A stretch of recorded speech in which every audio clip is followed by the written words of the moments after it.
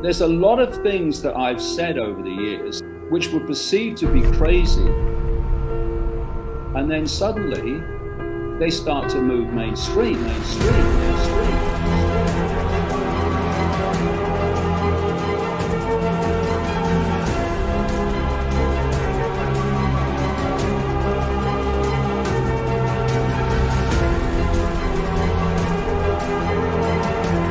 I'm waiting for someone to convince me that we don't live in a simulation. What is real? How do you define real? If you're talking about what you can feel, what you can smell, taste and see, then real is simply electrical signals interpreted by your brain. What if all you ever knew was a lie?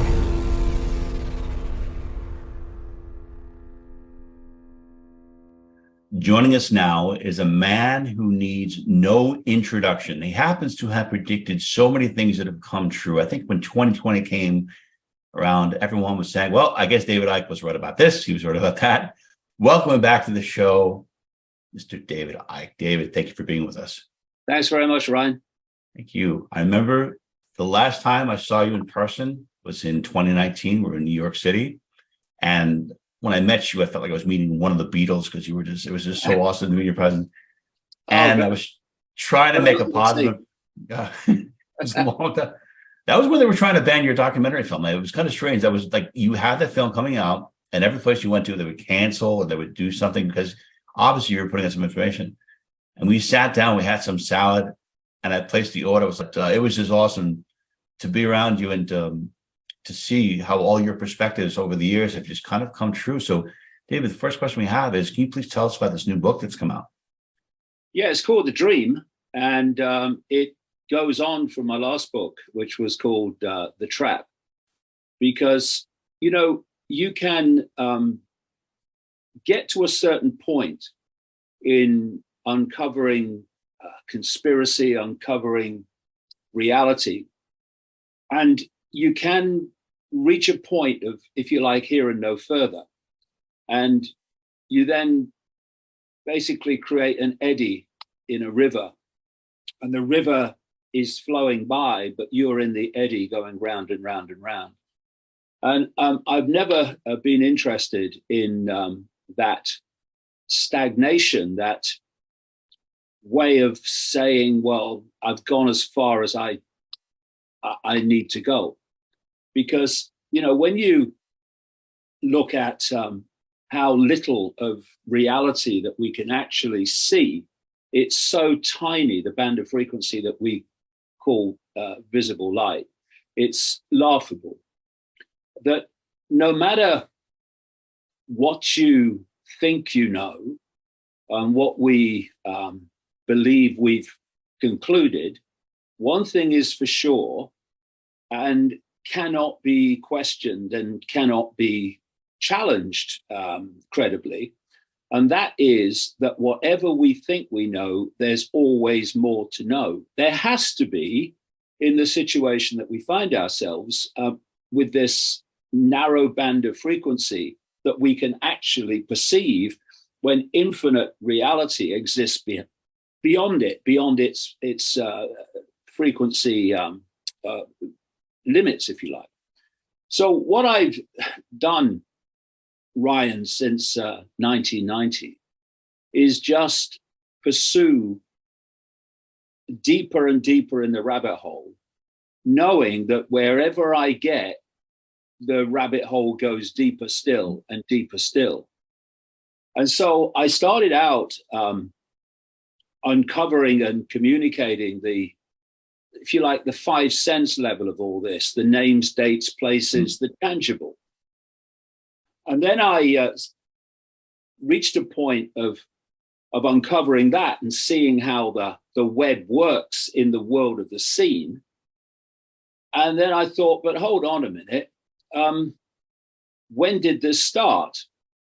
And so you go back, because obviously this massive global structure that I talk about, I call the global cult, has not been put together in 5 minutes, 5 years, 50 years, goes back a long, long time. It's been progressively put put together to the point now where it's a global entity. And so I went back and back and back, and you can get comfortably back through the Roman Empire to ancient Babylon and Egypt, and it goes further back, but you can pick it up there and run with it. And then the next question was, well, okay, it's been going since those ancient times, gathering more and more and more centralization of power until now. It's like I say, it's a global phenomenon. So there has to be a common theme. There has to be an organizational structure or force that has spanned this long period of what we call time, that this has been going on, because you've had people coming in, being born, playing a part in advancing this agenda ultimately of total global dystopia, and then dying, and other people come in, and all these different generations follow each other. That there had to be this organizational force. And that's when I started coming across the non-human element to this, what people call aliens. But having gone through all that and put all that together and been massively ridiculed for it, what was it? Socrates in ancient Greece is supposed to have said words to the effect of, wisdom is knowing how little we know. Mm-hmm. That keeps your mind open, because you know, whatever you know, there's more to know. So it's like, okay, so, but why don't we see these, quote, aliens that are manipulating human society via this global cult that all these ancient societies talk about? They call them gods in their various ways. They call them different names. But if you break it down, what they're describing is the same. And so who are these gods? And where are they? And that's when you start realizing that this reality, this human reality as we perceive it, is actually manipulated from another reality, another dimension of reality that interpenetrates this one, but is on a different frequency. Thus, we don't see it. We are influenced by it. And a lot of the so-called paranormal stuff comes from it, but we don't see it in the normal course of a human life, because the human body is programmed only to pick up this visually, this visible light frequency range. So where's the origin of this intervention? Say again? Where is the origin of this other dimension that's infringing upon Well, us? I mean, this other reality,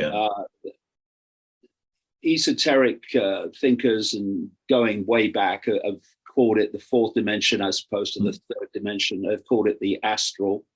And that's basically from where this human world is actually manipulated. Because, you know, this global cult is a network of secret societies. And what are secret societies there for? To keep secrets. From who? From the general population. And indeed, through compartmentalization, from the vast majority of the people that are in the secret society network.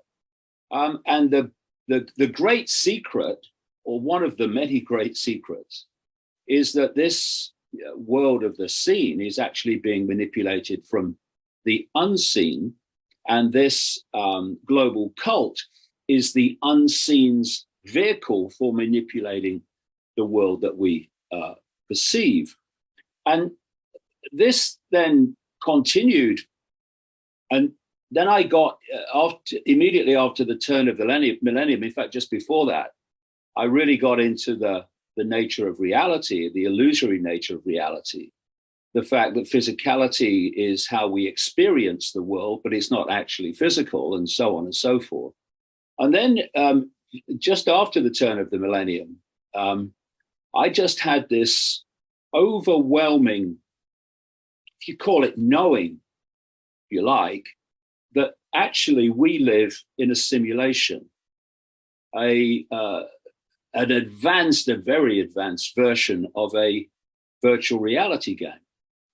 And that the people who put on a headset in a virtual reality game, it might be an empty room like this one, but they're thrashing around, and because their mind, their perception, their senses are being convinced that actually this virtual reality game is real. But they have, and we see it all the time, all this stuff. Yeah. But what you can do with a headset is you can do that. Oh, it's just a game. It's not real. But if the body is designed and programmed to decode the simulation, the matrix, you can't take that off. Short of leaving the body, you can't take that off. So I would just say this, in terms of perception of reality and the simulation. If you are in the womb with a headset on, the developing body, if you leave the womb and your parents have got headsets on, and you go to school and all your mates have got headsets on, the teacher's got a headset on. You then go to university and your professor or your academic has got a headset on. You turn the television on and someone says, hello, good evening, here's the news, and he's got a headset on.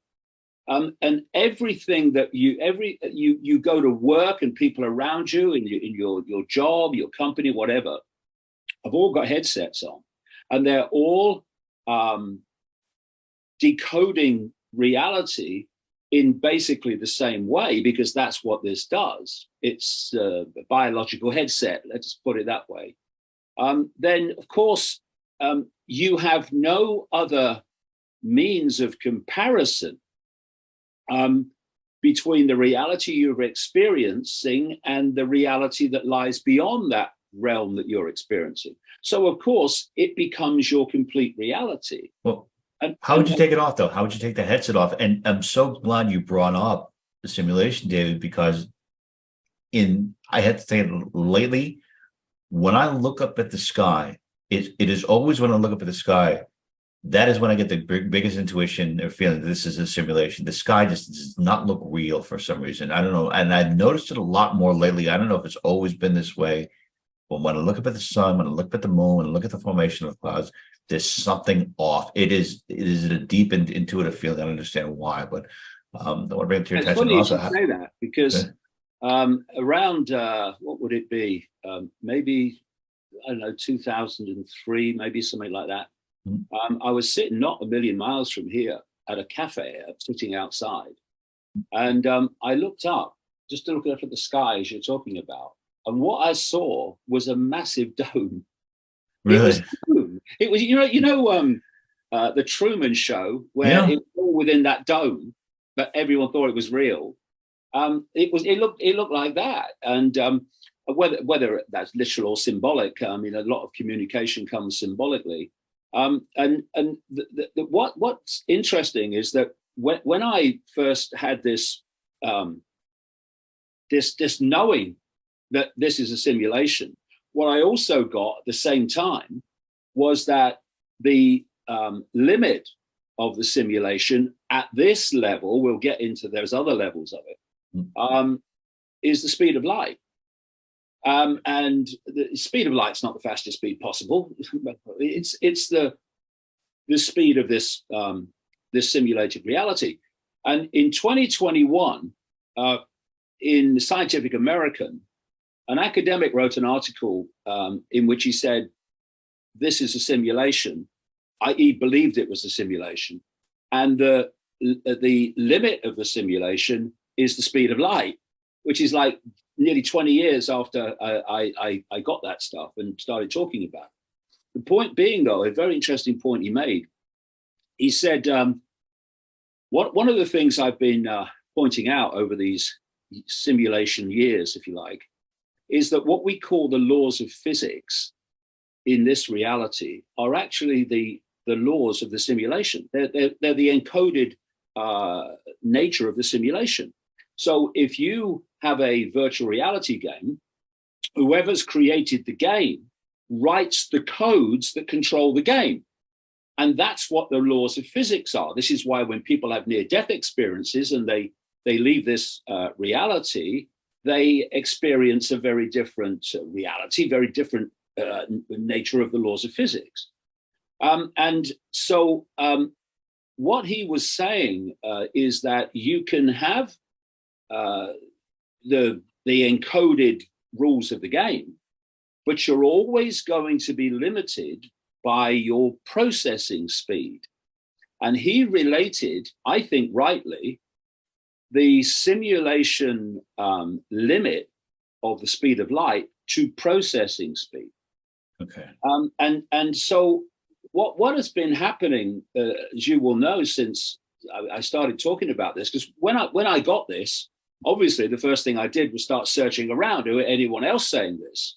And I found one guy, Nick Bostrom at Oxford University, who was saying that this could be a simulation, but the way he was describing it and how it came about is very different to the way that I see it. But what has happened since then is that more and more mainstream scientists have concluded that actually this is a simulation, because once you conclude that, suddenly so many of the great mysteries of life, as they're called, disappear because they can be explained by this simulated reality.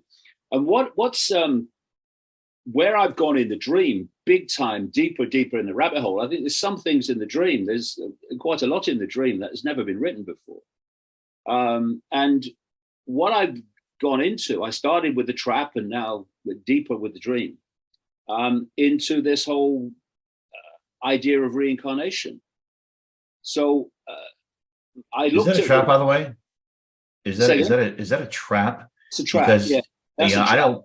Okay, because I have a couple of my friends, they've had really profound near-death experiences, and I talk to them, David, because I want to prepare myself, like when I do pass, Sure. to be fully aware and anticipating what's going to happen, because I don't want to reincarnate in the human form. I want to get out of it. I actually feel when I have dreams are the most. That's when I feel like I truly experience reality. I don't want to come back in the physical body again. I want to come back and go on to a different evolution. This is well, there's many things that come from that. This is why the nature of reality is so rarely debated within the mainstream, because they don't want you to know what this reality is, because the dominoes start to fall when you start to understand. Things that are, like I say, that are unexplainable become explainable, very, very simply explained. And also you start to get the true nature of this trap, because, I've done and continue to do through the website, davidicke.com and the books and stuff, the manipulation of the world of the seen, which is obviously moving closer to a dystopia all the time, but more and more people are waking up to it, thank goodness. And so that level needs to be explored. But if you only look at the five sense world of the seen level of this conspiracy, then you're poking around in the symptoms and you're not getting near the cause. And the deeper you go in the rabbit hole, the more it takes you into other levels of reality, other dimensions of reality, the more you see where all this is coming from.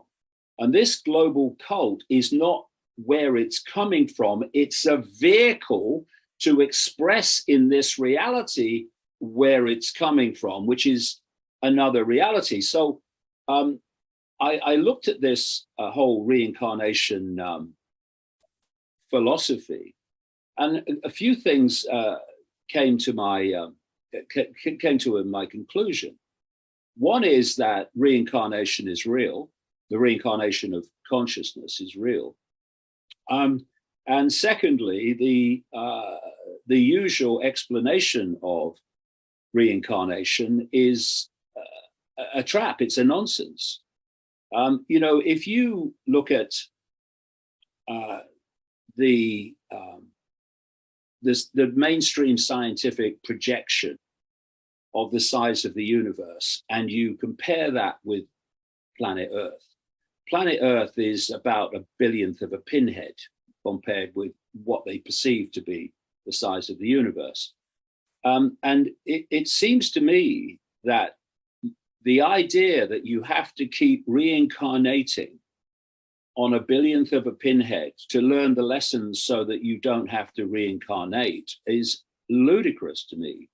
Also, the fact that you're here to learn lessons so that you can evolve to enlightenment. Okay, so why is my mind wiped of what I've learned before? So I start again with a blank sheet of paper.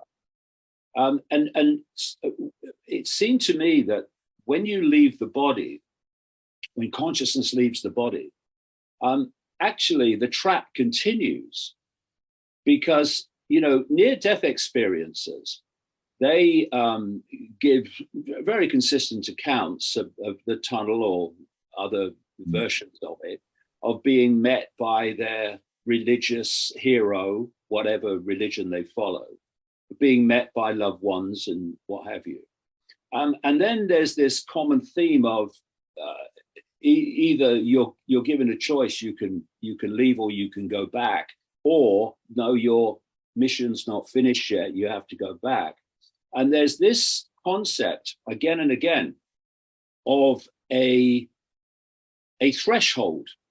Sometimes it's symbolized as an archway, sometimes as a wall. I've read so many of these near-death experiences accounts, but because near-death experiences by their very nature return, they don't pass the threshold.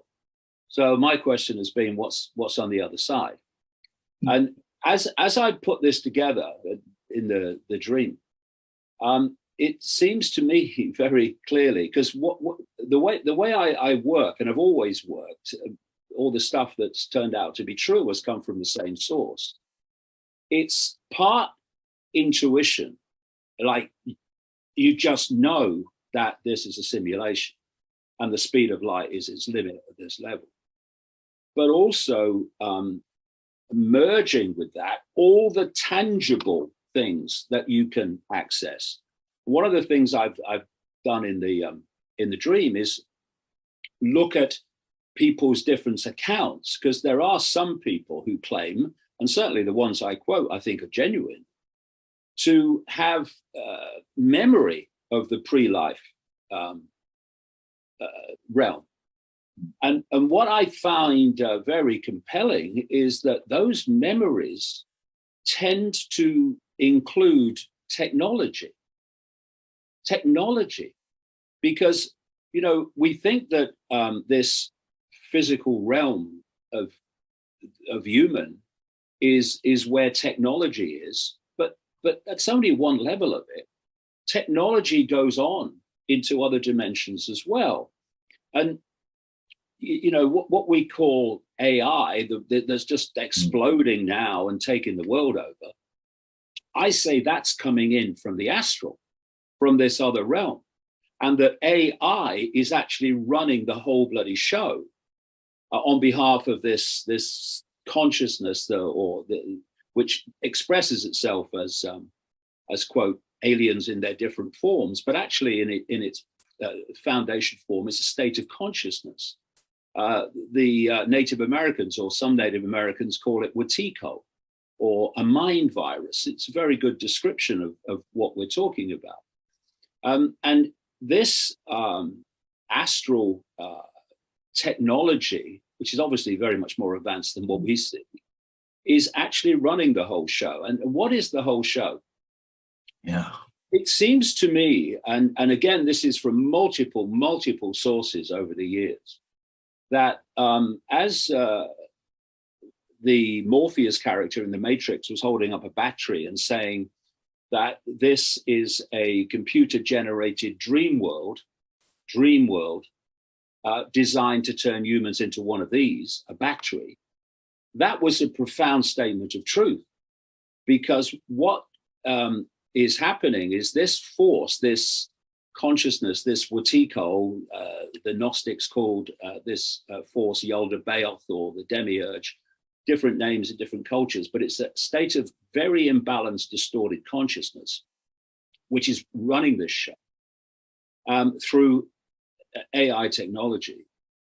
And it is manipulating human experience to generate low vibrational, emotional, and mental energy based on fear, anxiety, hatred, resentment, all these low vibrational depression, all these low vibrational states of being, as is now well established, generate frequencies.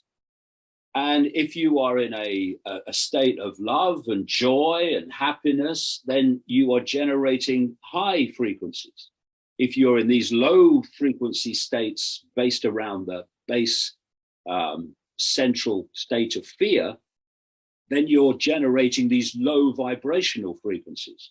Now, because this consciousness, this Wetiko, is in a low vibrational state, it can only absorb low vibrational energy. And what's its source? We are. It's set up this, this simulation. So particularly at this level, the human level, the physical level as we perceive it, the way that it's set up is designed to generate maximum amounts of that energy, which it absorbs and feeds off, hence the battery. And so a war, like a world war, is a freaking banquet. Something like COVID or for some, human-caused climate change, both hoaxes, I would strongly suggest, are generating low vibrational emotional energy, emotional response.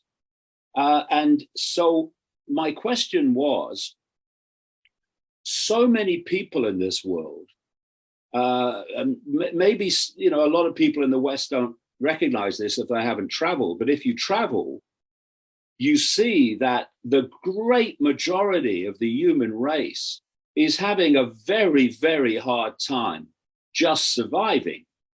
It's not a pleasant experience. You look across Asia, across South America, Central America, Africa, it's not a pleasant experience. It's an experience where you're going to generate lots of this energy, which has been given the name of loosh in some quarters. Loosh being this low vibrational energy that this force feeds off, and we empower it through what we are giving off. And so my question was, okay, I can understand why consciousness might get caught in this trap and just like, oh yeah, what's this? Oh, gotcha. Once. And then when it gets out of the body, it goes, I ain't going back there. What? But this simulation, which operates on multiple levels, the astral is part of it, has to keep that consciousness entrapped in the wheel of samsara, as they call it, the wheel of reincarnation, because it doesn't want trapped consciousness to get the hell out into the great infinity from which it came. So there are other levels of this trap, and you know, you are given various perceptions of afterlife reality while you're living a human life. You've got heaven, you've got hell, you've got all this stuff, and you've got this religion or that religion. The idea is that when you leave the body, it's a very different reality. It's a very much nicer reality. And if you're not very careful and you're not very streetwise, as you were talking about earlier, then you can think, oh, this is heaven. It's bliss. It's like love I've never felt before. Well, hold on a second. You believe in reincarnation, right? Yeah. So what do you mean you haven't felt it before? You must have felt it lots of times. So why do you think you're feeling it for the first time? Because it's all part of what I talk about in the in the dream about the mind wipe, the way the mind is wiped before you come into each incarnation. So you don't, well, some have residual memories, but most people don't have a memory of life before coming in. It's just a start again, because they don't want you to have that memory. Why? Because you'll start to put the pieces together, which they don't want you to do. So you have this idea that you go into a nicer realm, and then you've got to learn lessons. The number of times I've read near-death experiences accounts where they've talked about, well, yes, and then I had to go before the elders, and they had to look at my life, and I had my life review. You know, I'm like, excuse me, elders, stick it where it. That's awesome.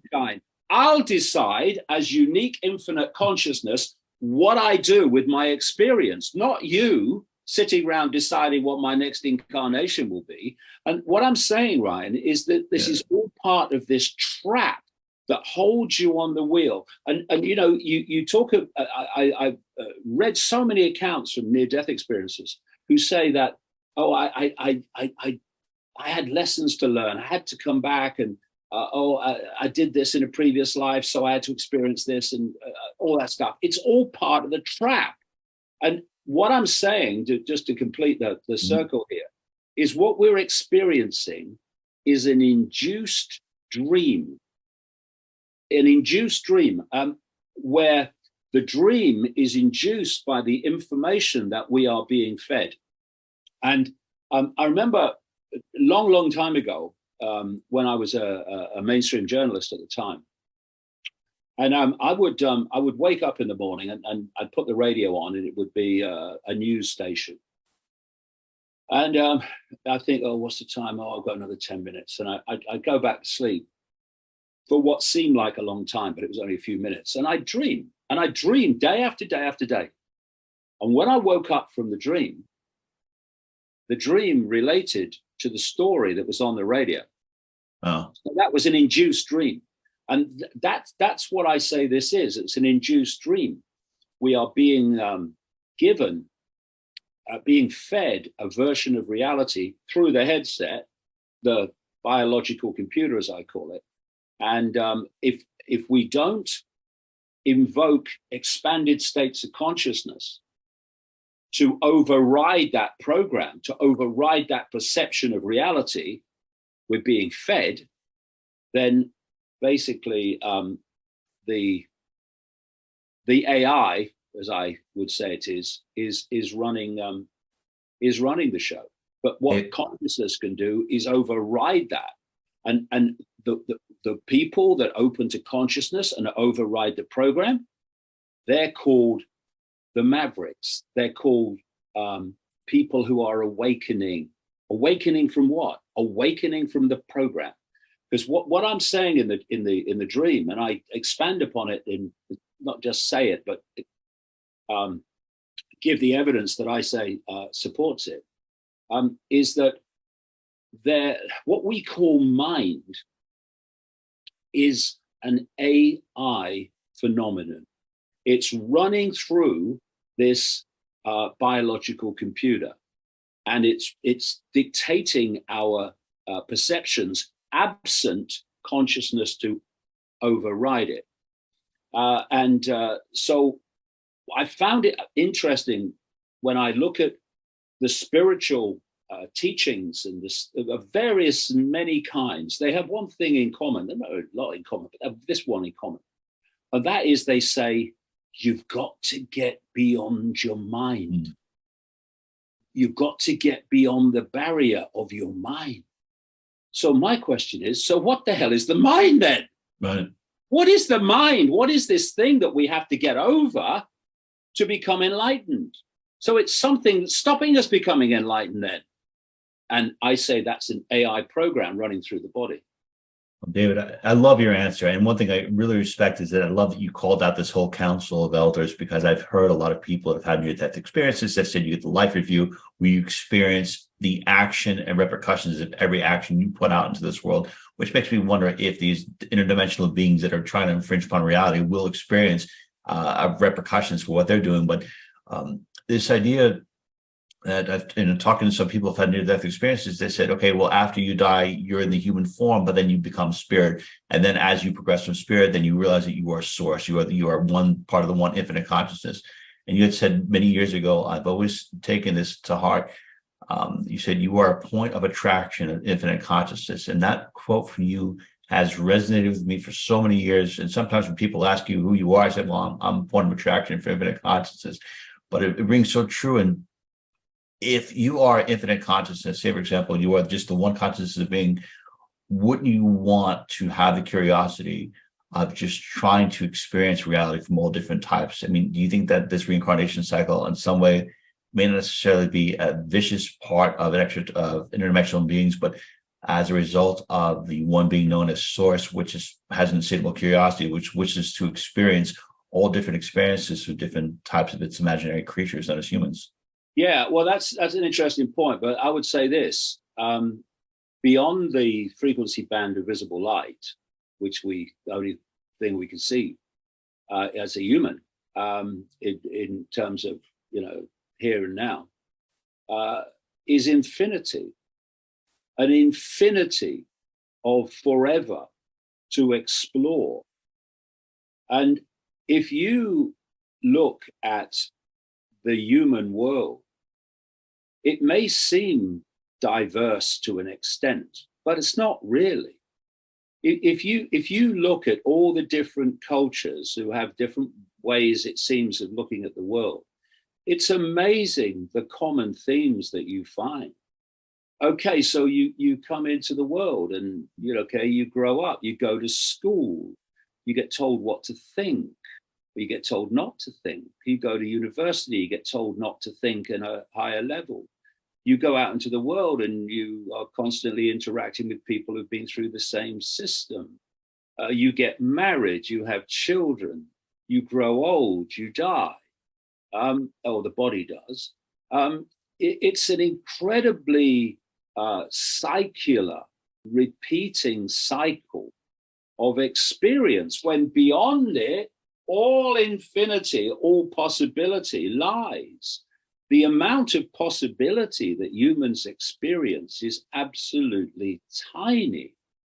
And, for me, this is a trap. It's not about experience. That one aspect of the trap is being convinced out of body, still within the simulation, but on other levels of it, that's what you're doing. You're experiencing to learn lessons, to evolve to enlightenment. What happens when you evolve to enlightenment, according to the Eastern religions? You get out of the wheel of samsara. So it's not just a case either that when you come in, you learn lessons. First of all, you're learning them all again because you've forgotten the ones that you had. It's horrible, isn't it? Okay, but you're learning lessons in theory, but look at what actually happens. The only time I've taken a psychoactive drug was in 2003 when I took ayahuasca in a Brazilian rainforest. Isn't it pretty amazing? Yeah, and a very powerful female voice spoke to me for 5 hours, as loud as mine is now. And as it was explaining the nature of reality, which has all turned out to be true, it showed me at one point a picture. And what it was a field, and there was a muddy path across the field. And then suddenly people started falling out of the sky onto the path. And they started to walk the path. And more came. And as they walked the path started to wear away, and it got deeper and deeper. And eventually it morphed into a groove on one of those old vinyl record grooves. And people were walking through in the darkness of this record groove. And what the voice was saying is, in effect, that you come in to this reality through this reincarnation cycle, and you're already programmed from previous experience, that you drop into the program far easier. You don't question it. It's almost in some subconscious way familiar.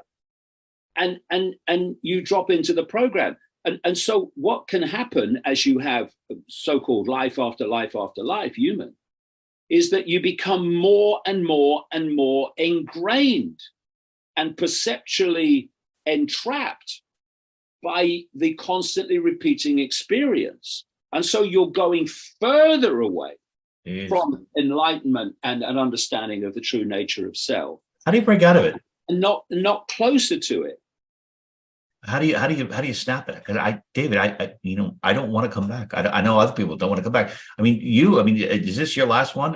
How do you snap out of this thing? How do you consciously take efforts now in this life incarnation to ensure that you don't come back? Because I think about it all the time. I definitely don't want to come back to this reality. I go into that in the dream, and and part of it is this, a fundamental part, is to realize it's a dream. And it's a dream you can stop dreaming. I have this phrase, the dream is the dreamer and the dreamer is the dream. This cycle of samsara is actually the dreamer dreaming the induced dream, believing it to be real. Once you realize it's not real, then the dream no longer affects you. No longer the dream world that you've been in disappears because you have dreams in sleep, and some of them can be as real as I'm sitting here now. But you wake up and you go, oh yeah, it was a dream. Well, this is a dream. It's just another kind of dream, and it's an induced dream, and that's why we are constantly being fed information to keep us in the dream. But once you realize it is a dream and it's all nonsense, then and all simulated nonsense, then it ceases to impact upon you because you're no longer dreaming the dream. All right, your body is still, because that's the nature of its program, its AI program, it's decoding the information from the field, from the matrix, into this reality we experience. But it's not affecting you in the same way because you're like, none of it's real. It's just a dream. And when I leave the body and they tell me I've got to go through the tunnel and I've got to learn lessons, it's all a freaking dream. And this is why they have to control our perception, not just in this reality, but of course that's what they do. And it is what censorship and everything is. All this stuff is about. It's about controlling perception, because from perception comes behavior. But outside of the body, in this astral realm, this other level of the simulation, they're also the target is your perception. So your perception goes from whatever you believe in the human experience, and you go out, and now you've got to believe something else that will get you back here. And when you get back here, you'll forget all that's gone on there, and you'll just think you're just another human life, and what's going on? It's the first one, is it, or whatever? I don't know, but I can't remember anything beyond it. And so this trap goes on and on and on. So when I say let go of the dream, realize it's all a dream, I mean all of it. Every conflict, every oh my God, have you heard the latest? Every drama. See what what the drama does is it holds your attention. And that what is controlling perception? It's controlling attention. Mm-hmm. And what you focus upon becomes your sense of reality. You know, if I'm just focused on that finger now, the rest of the room has disappeared. That's my reality. That's my attention, my point of attention. And so you can have, as we are, a point of attention within infinite reality. That's what we are. But what point of attention? Are you at a point of attention where you're seeing it? You're seeing the the panorama, the tapestry of infinite reality? Or have you been induced and induced and induced to focus your attention on the fact that you're human? And that's who you are. We're not human. Human is an experience. It's not an I. And if you notice, Ryan, because once you start to break this down and you see how it all works, things that happen in everyday life start to make more and more sense and why they're happening. So point of attention, human point of attention, once upon a time. I am a man. I am a human man having a life as a human man. I am a human woman having a life as a human woman. They were your points of attention. Now you've got this long list of letters where your point of attention, your self-identity, who you perceive yourself to be, becomes the nature of your sexuality, the nature of the color of your skin, and all these things that are subdivisions of the previous I'm a man, I'm a woman, in the whole trans thing, everything, become more and more myopic versions of the I. And so all the time, your focus of attention on self-identity, for instance, and reality is getting smaller and smaller and smaller and smaller, instead of what it needs to do to get out of this nonsense is to become wider and wider and more and more expansive. Because this cult is in the end driven by a non-human force in another reality, although it's very, in terms of frequency, close to this one. The cult itself is compartmentalized, massively so. So the inner core of this cult within our reality knows why things are happening and why things are being made to happen. The further you come down out of the inner circle of the cult into other levels of the cult, compartmentalized levels, now they're starting just to do it because they're told to do it. You know, you've got people like Larry Fink at BlackRock and these others like Vanguard and State Street, and these big, massive trillion-dollar investment operations who are investing in companies, and they're saying to them, this is what you will do or there'll be trouble. So you will have this diversity trend. The ESG scores? Yeah, you will do that or you will be in trouble. So they do it because they don't want to be in trouble. And like Bud Light went through the same process of this wokeness that's devastated it financially. But there is this network that is pressurizing those corporations that don't want to do it into doing it, into going down this road where you've got more and more and more and more and more myopic senses of identity. And every time you go into a smaller one, you're getting further and further away from the true I, which is a state of infinite awareness, a state of attention within infinite awareness. And what they're after is your attention, and they want to get it as myopic as possible.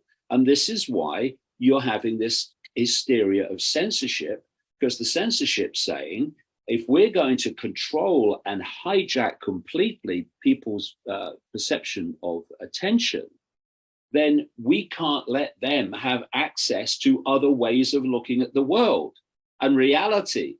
We can't. We've got to shut them down, and that's what they, of course. Well, what's their end game, David? I mean, it wasn't always like this. What's their end game? Just to finish this point, right? Sorry. This is why they want to connect the human brain to AI, because then they don't have to manipulate your attention anymore. They're going to do it direct, and this is why this stuff is going on. And so it's all about attention. It's all about perception and making your self-identity as myopic as possible. Sorry, mate, go on. No, no worry. I'm sorry for interrupting. Is this what is their end game, and are you hopeful for humanity? Because I remember when I was growing up, life wasn't like this. It just became more and more totalitarian as we got older, and with the technology, it just seems to get progressively crazier. So I wonder, are we going to get to this point where we're going to live in this 1984 dystopia on steroids, or is humanity ever going to get out of this? I mean, people like you and people like Jeff and other people who are standing up, and people like Ron Paul, are you guys like the last of the humanity's last stand for freedom, or are we actually on the cusp of a major breakthrough? Because it just seems like they're in control, or they're getting a lot of people to believe that they're in control. Where do you see things going?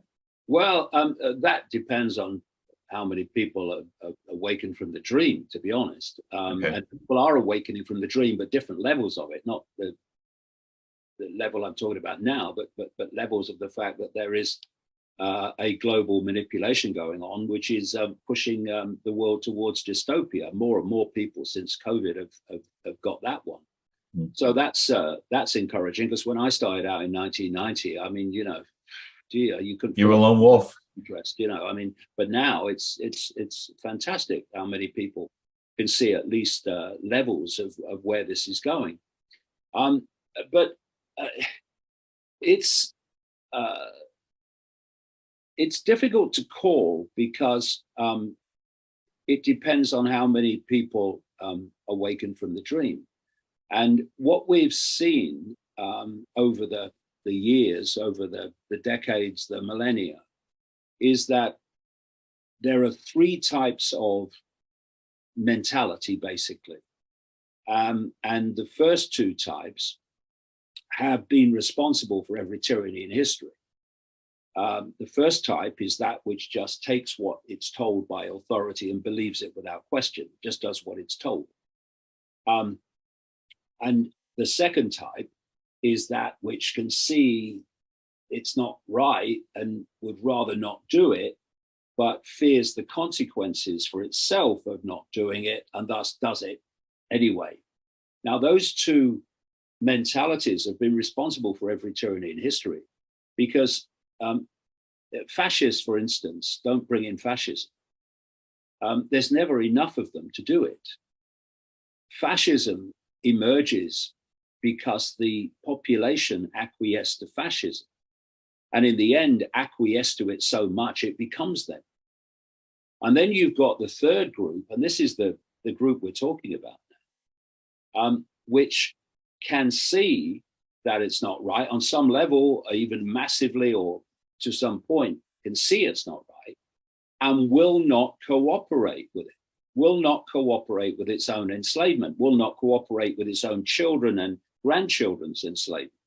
And that's the group that has to get bigger and bigger and bigger, because, you can talk about politicians, and for me, that's just a massive diversion. Mm. See, for me, politics is a holding position. You can have politicians in there that will really push the agenda forward, like Biden. Well, not Biden, know his own name, but I mean, the people running Biden's administration have really pushed this on. And then you can have others come along and say they represent the people that don't want it. But still, even if they're genuine, and not many are, they'll say, tell you what, give me your power and I'll sort it. And it's a holding position. Okay, so we'll just sit here then and you'll sort it. All this QAnon stuff. Yeah. Or, trust the plan. What bloody plan, right? And so it's a holding position. And it buys time to push on this agenda to where they want it to be by 2030 and even earlier. And it's obscuring very simple mathematics. There's 8 billion people in the world, they tell us. And the number of people in full knowledge who are pushing the world in this direction is a fraction, a tiny, tiny, almost laughable fraction in full knowledge. And the rest are just doing what they're told because that's what they do. and imposing on people what the tiny few have decided is going to be imposed on the people. So if you look at pure mathematics, there's no way in the world that a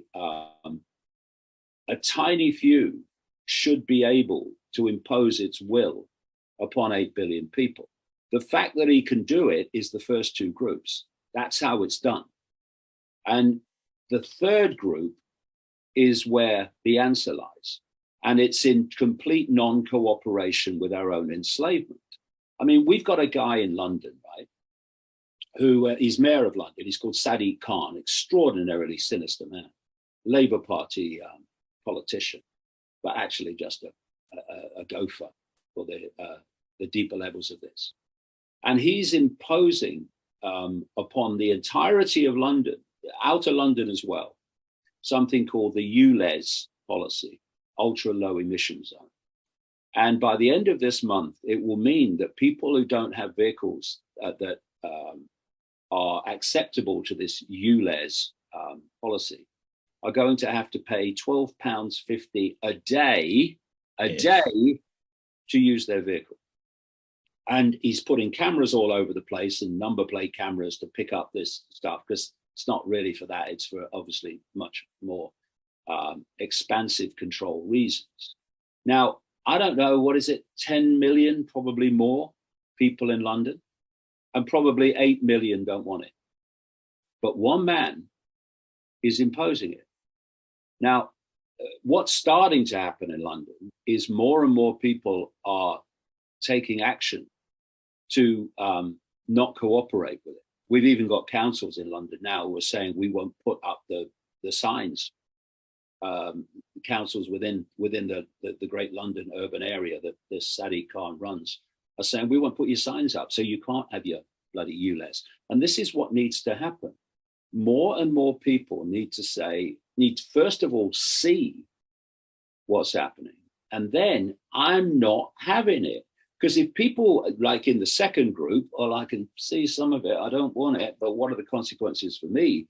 They should just focus on this. The consequences of you accepting it and acquiescing to it are going to be far, far more sinister and far more horrific than you standing up now and saying, I'm not doing it. I'm not doing it.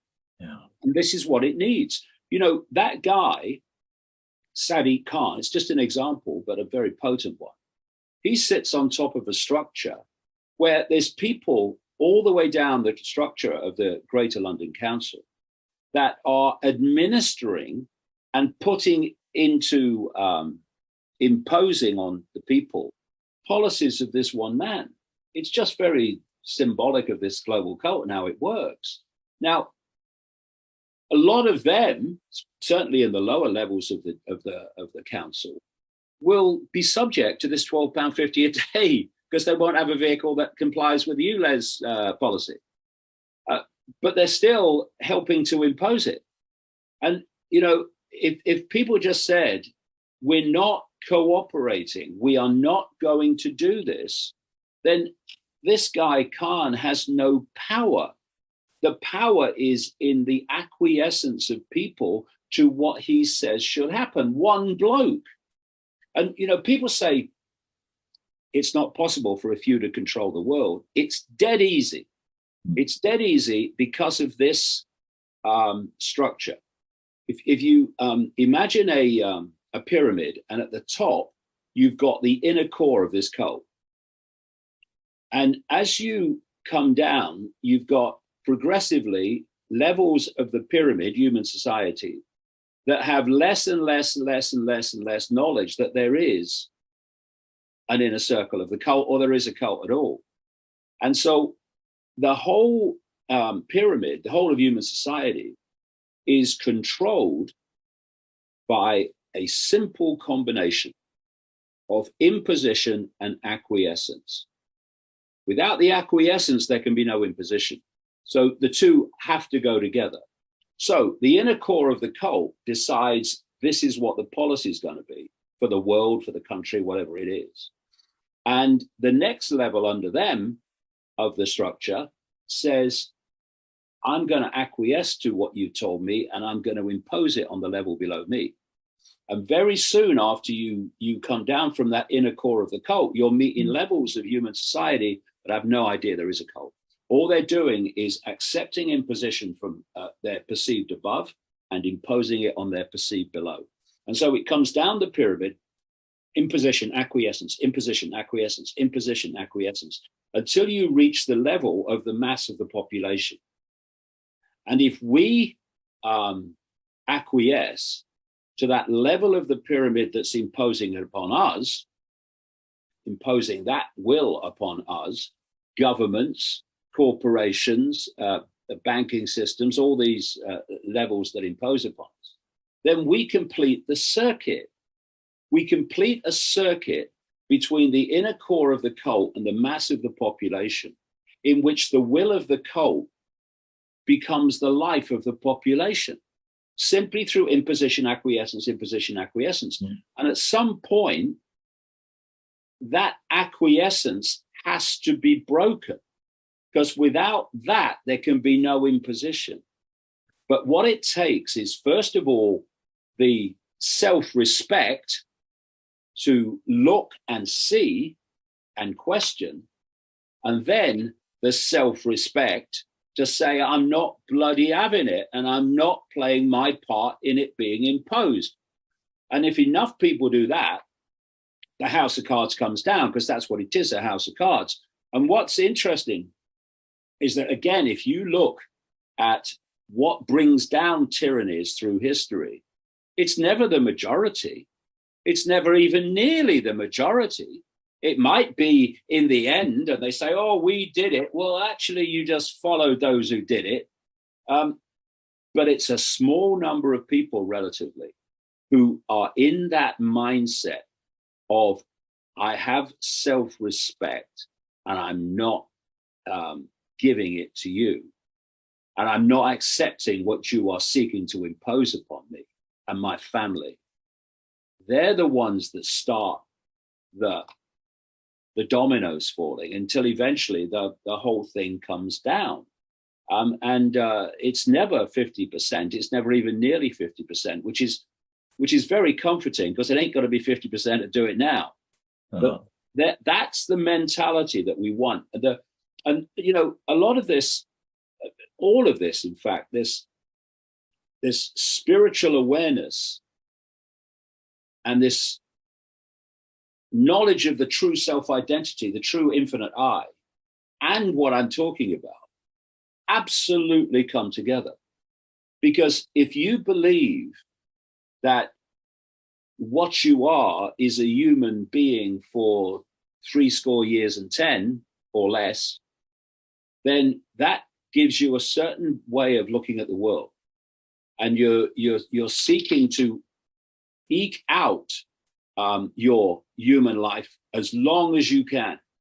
So it's like, that's why people give their power to doctors. Oh, save me, doctor, so I can stay here a bit longer. Or, you know, I'm going to keep my head down because I don't want the consequences on my 70 years and 10. But when you understand that this is just a brief experience called human, and this is just the vehicle that allows you infinite awareness, infinite consciousness, all that is, has been, and ever can be, to experience this lunatic asylum for a short time, then how long you stay here and what happens to you while you are here takes on a very different perspective. Because now you know this is just a brief experience. So what happens, happens. But what I'm going to do while I am here is I'm going to have my self-respect, and I'm not going to accept tyranny. And that will allow you, that does allow you to say things and do things that are very different to someone who's in the myopia of I'm just a human and that's all I am. So I want to live as long as I can. What you find is too, that as you expand your awareness and you tap into these massively more expansive awareness levels of reality, and they start to work through you, you find that actually the power that you thought you didn't have, you do have, and how you you can avoid the consequences that others fear because you have taken control of your reality. You've taken control of your dream. You know that this is an induced dream. You know that you have the power connected to these expansive levels of awareness to dictate your own dream. And in that way, the whole house of cards comes down because the whole structure of this simulation is based on control of perception and making that perception as myopic as possible. And it's interesting, Ryan, you know, when you look at the difference between the human reality and the after human reality, the similarities are absolutely fantastic. They may seem different because the after human reality is different because they want to induce the fact that we're in some kind of heaven or spiritual bloody realm. In fact, people call it the spirit realm, the spirit world. But actually, what I find when I look at the world and I look at these things is it's not the differences that strike me. It's how so much is the same. Okay, so you're in the human world, and we're in those first two mentalities, particularly the first one, which just follows authority without question, because authority tells it what to think. Because I've got no power. You're up there, see, and I'm down here. So you tell me what to do because I don't know. That's the mentality.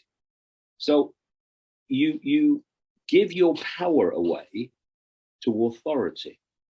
That's what you do. That's why we got into this mess. You leave the body, and elders are there. And I'm not digging the elders when I'm dead. Archangels, and not impressed with them either. Spiritual teachers, right? They're there, and they're now your new authority. You've gone from, well, what's the prime minister say? What's the president say? What does Bill Gates say? To, oh, what do the elders say? It's the same mentality. Giving that is awesome. Power away to your perceived betters. You are all that is, has been, and ever can be. How much better do you want to be? I've never heard anyone call them out before. I know we're first time. I'd love to just ask you one more question because I love what you just said. David, I've had a shift in perspective in the last couple of months. I just want to share this with you, and I don't know if this resonates with you at all, but I used to see what was going on in the world, and I would always get angry. I get an emotional reaction, get very angry. And then I started changing where instead of getting angry, I started laughing at it. I started laughing at the evil. And I feel like it was a shift in perception. I feel like I was just pissing off the evil a lot more by laughing at it. And then on top of that, instead of trying to always talk to people about what was going on in the world, I try to make it a point to make someone feel good or to pay them a compliment, to put them in a positive state. And based on what you said before about the simulated reality, about how these beings are feasting upon human anxiety and anger, can you combat this darkness by just being good to people, just by being kind and genuine, by sharing love, and just by putting people in a state where they're not feeling anxiety? If you see someone that's down, can you make them laugh? Is that part of the tools to actually push back against evil? Yeah, I mean, you know, you're switching the tap off, you're turning the battery off when you do that. And, you know, that's a very good point that you make about authority too. I've made it so many times myself. Authority has to be obeyed. It has a sense of omnipotence. You know, you see, you know, that we've got a Labour Party in this country that has an anthem called the red flag, you know, the red flag flying here. But there's another version of it which goes, the working class can kiss my ass. I've got the foreman's job at last. In other words, you get a bit of authority and suddenly you're better than everybody else. Now, what undresses that mentality faster than anything, I know because I've done it, is not taking it seriously. Not not being intimidated by it. You know, I'm thinking, so who are you? Yeah, you know, I say to some of these people over the years, you know, like police officers and people with uniforms on of various kinds. You've got no power, mate. Your power's in the uniform, which is an extension of the state. You're just animating it. Take your uniform off. Where's your power? You got none. You know, so you don't take them seriously, and you do laugh. You know, you will have found this if you get in a state where someone's really coming on the old authority. If you just laugh at them, you're so funny, you are. And they don't know what to do, because their dynamic is, I have the power and you acquiesce to my power. When you don't, they don't know what to do.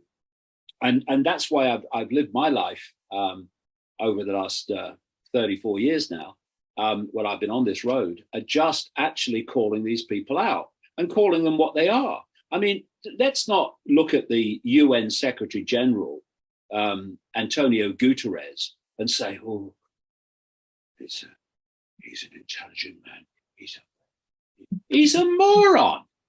He's a moron reading his script written for him. What do I say today? Oh, we've gone from climate crisis to it's now not global warming, it's global. Does that say boiling? Yeah, boiling. It's boiling. Yeah, he's a moron reading his script. And all these people are in the world of the scene. So you just don't take them seriously. And like I said in relation to politics, instead of looking for a savior and looking for someone to do it for you who won't, holding position, just stop cooperating with your own enslavement. And as more and more people do that, the whole house of cards comes down, because who's holding it together? We are. We are. Gotta wake them up. Mr. David Icke, I want to thank you so much for being with us today. And I'll tell you, you are such a trip. I love your perspectives, and you are you were the lone wolf. And I just love how, again, in 2020, everyone's like, well, I guess David Icke was right about a few things. No, you're right about a lot of things. David's new book is The Dream, The Extraordinary Revelation of Who We Are and Where We Are. It's coming out. We'll put a link on there. And again, go to davidicke.com. Love your news updates. And David, thank you for all that you do for humanity. You are a great warrior. Thank you. Well, thanks. It's a great pleasure. Yeah, the book's open for pre-order now. It's out on September the 1st.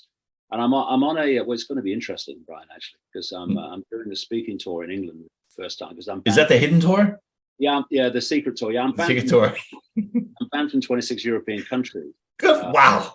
Yeah, and Australia, you know. But I'm trying to talk in my own country now. Well, the Scotland and Ireland and Wales and England. But it's called the Secret Tour because this is where we've got. We're only letting the audience know. We're telling them the city it's in, but we're only letting the audience know the actual venue 90 minutes before I start. Because if the venue is known before, then they just get massively targeted until they give up. And then you know you don't have a venue to speak at. So it's going to be interesting to see how that goes. But you know, 34 years in, you just keep going. You don't stop. You don't stop and say, "Oh no, don't say that about me. Don't say what you like about me." Boom, boom, boom, and you keep going. And you know, you'll have found this. I've certainly found this. You've got people, oh yeah, stop him, oh he's this, and then they fade away.